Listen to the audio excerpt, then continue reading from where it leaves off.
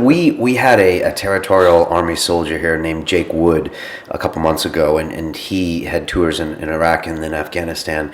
And he was funny because he was a TA, so he would work in Canary Wharf and then get called out to these major conflict zones and go back, and he developed quite a serious form of PTSD, post-traumatic stress disorder, which I'm told can happen when anyone sees anything that's quite traumatic.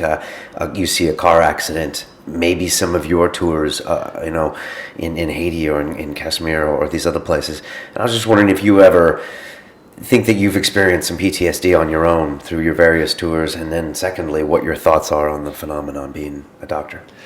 The answer is I'm sure I have.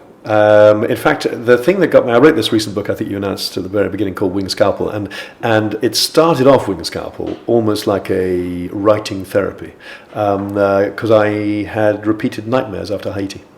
And it stemmed really from an aftershock when I'd been walking along the street and I'd seen two little children basically crushed under some rubble. And one was dead, one was half alive and was calling for my help. I went along to see this little girl, and in the process of trying to console her, there was an aftershock which completely wiped her out, and I just got away by the skin of my teeth. Now that gave me ultimately dreams. So you saw this all happen. This is all happening. This is all happening before my eyes. And so at that point I managed to roll out of trouble. I guess it was simply reflexes that allowed me to be here today. But that comes back a little less now, but certainly straight after Haiti it was coming back an awful lot as a dream. So I wrote this down, and that actually comprises the first chapter of the book. Wow. It's just the dream I have related to that. And then the book then followed from there, based on the diaries and the various disasters I've been to.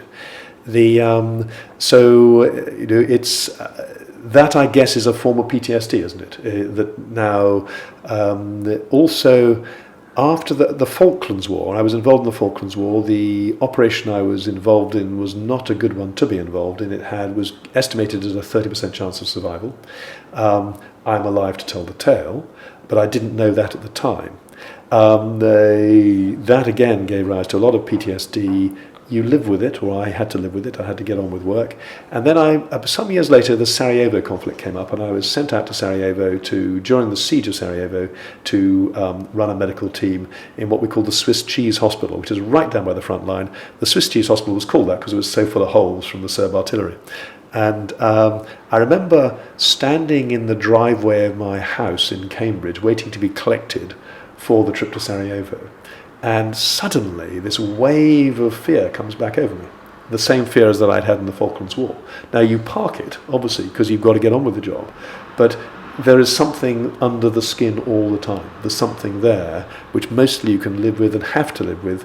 The best thing, I think, from a personal view about PTSD, I clearly don't have a full-on version of it compared to a number of my colleagues, but it's simply to be aware it is there. And so when you have a response, then you know you're going to get the response.